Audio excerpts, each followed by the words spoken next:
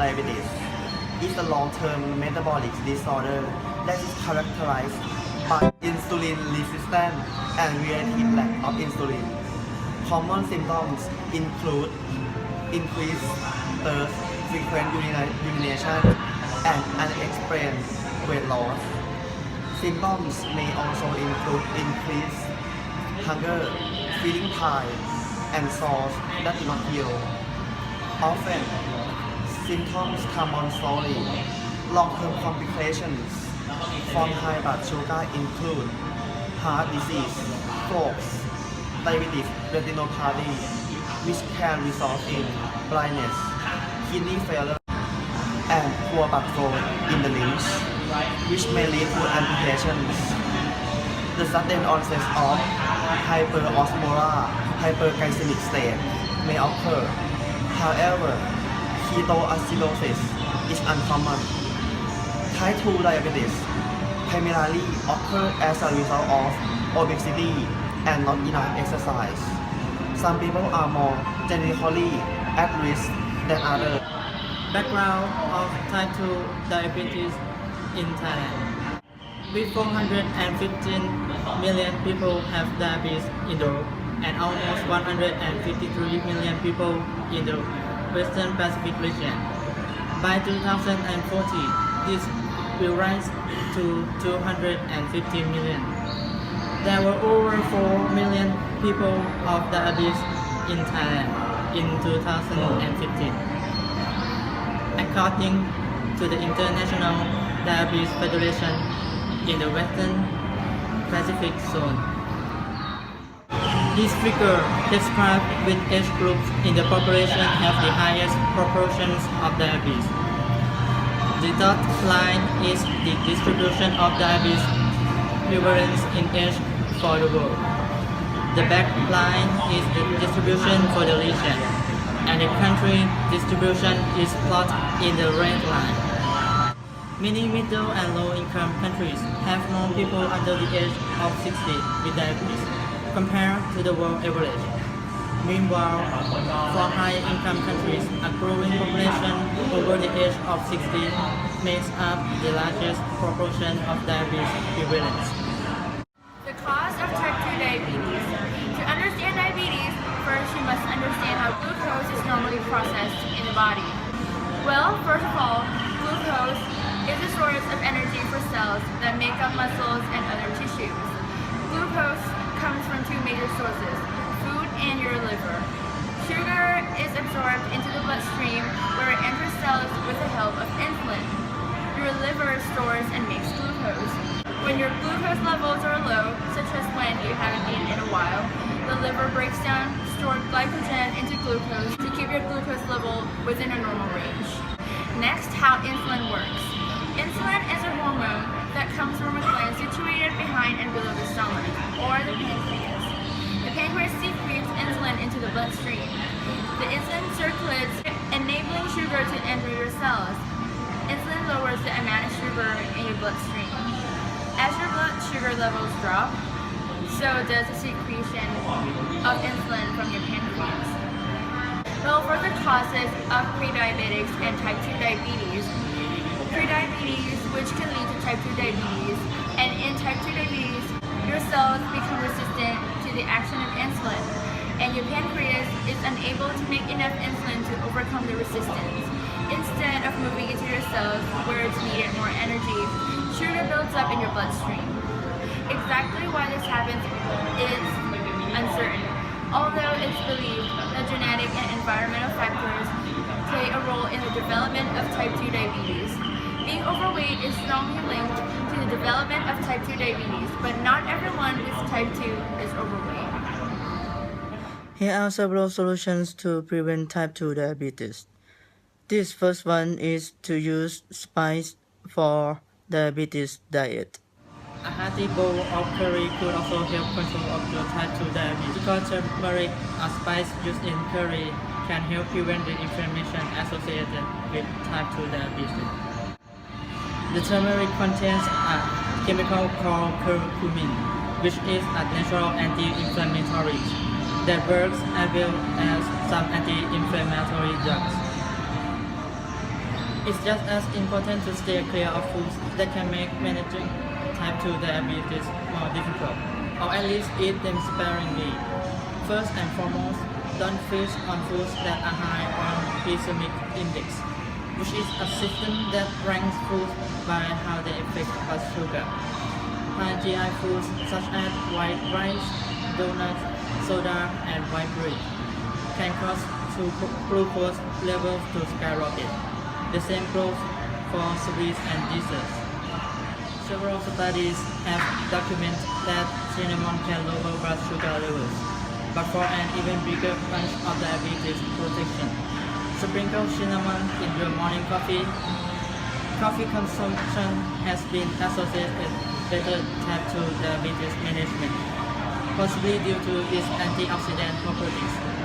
Having both cinnamon and coffee can give you double the ammunition to fight type 2 diabetes. It's also wise to watch the saturated fat intake when you are living with diabetes. Fatty fats of meat and full fat dairy raise cholesterol and promote inflammation throughout the body in both healthy people and people with type 2 diabetes.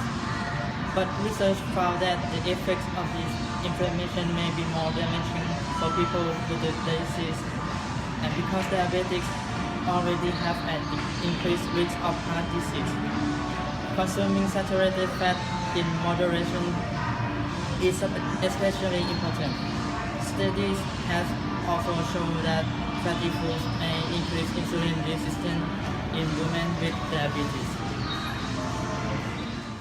So the second way to prevent diabetes is to reduce intake of high sugar food. So there are mainly three different types of carbohydrate. First is simple sugar. It can be found in honey, fruit, or dairy product. So the second form of carbohydrate is starch. This form can be created by combining a number of sugar molecules. It can be found in cereals, potatoes, and some specific vegetable. And it is digested more slowly than the simple sugar, but not every starch is digested at the same rate. Yeah. The third one is dietary plant fibers. It can only be found in the plant products like fruit, whole grain, and vegetable. This form of carbohydrate is so complex that our stomachs cannot digest it. It can be digested only with the bacteria presented in our intestines. So the main difference between these three types of carbohydrate is the rate that our body absorbs it. Plant fiber and starch are digested more slowly than a simple sugar. So the sugar, when it's break down, the sugar appear gradually in our blood and results in the appropriate amount of insulin secreted in our body. On the other hand, if you eat like a lot of simple sugar, it can be break down easily, so the sugar appear in your blood like rapidly, and the insulin react to that. So you have a lot of insulin in your blood, and you storage in your body like too much. So in the conclusion, we think you should eat more complex carbohydrate like whole grain or plant fibers, and also eat a food with a low glycemic load, because these substance can like increase the insulin in your blood. Another way to avoid type 2 diabetes is to get some exercise.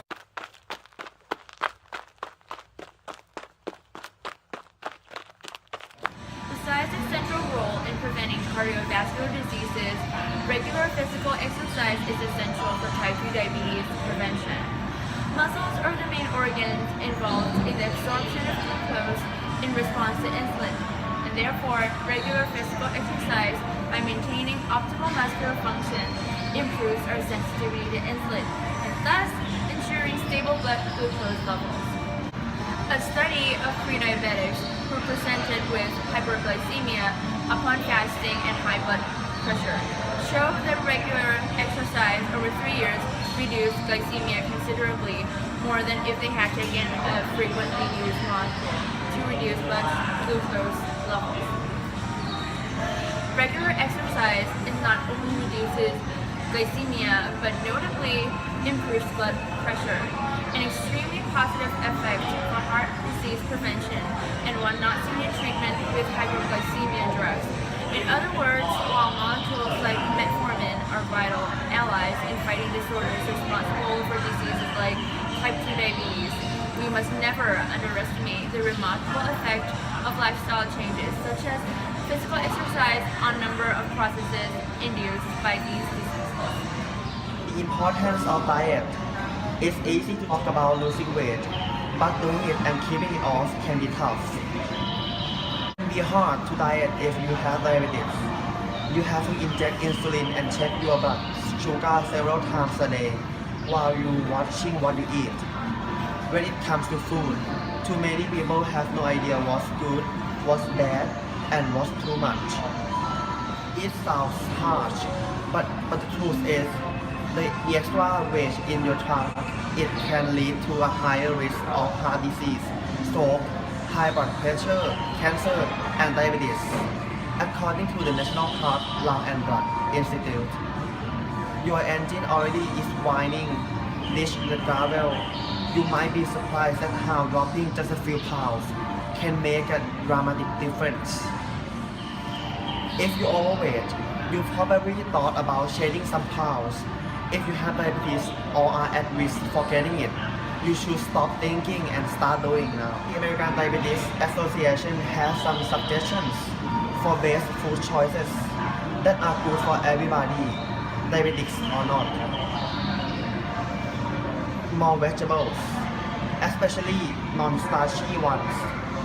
No potatoes, corn or peas, and watch the salt. Whole grain foods. Over refined grains and flour. Half the grain you eat should be whole grains. Lean proteins. Fish at least twice a week, and bean or soy instead of meat when you can. Fruit. Fresh is best. If you shoot canned or frozen, make sure it has no added sugar. Fats. They're okay in a small amount if you're eating healthy fats, like those from avocados, olives, nuts, or seeds. Avoid the full-fat cheeses and full-fat milk. No regular butter or creamy sauces, and put back those potato chips and fatty snacks. It's almost impossible for people to stop eating all the time, which means reducing intake of high sugar food sounds even more impossible. It's even inevitable not to consume sugar, which is a source of carbohydrate and can be found in almost all kinds of food. So therefore, the best way to avoid or to reduce the risk of getting type 2 diabetes is to get some exercise. It only takes a very little amount of time per day to exercise, and not only it prevents diabetes, it's also good for your body in many ways. It reduces glycemia, improves blood pressure, prevents cardiovascular diseases, and many more things. Another good thing is that you can exercise anywhere, even at home, and it doesn't cost money at all. However, the problem will still exist. Once you have type 2 diabetes, you can never get rid of it. The only way to cope with the problem is to learn to live with it. So the only solution to this problem is to prevent getting it, and the best way to do that is to get some exercise.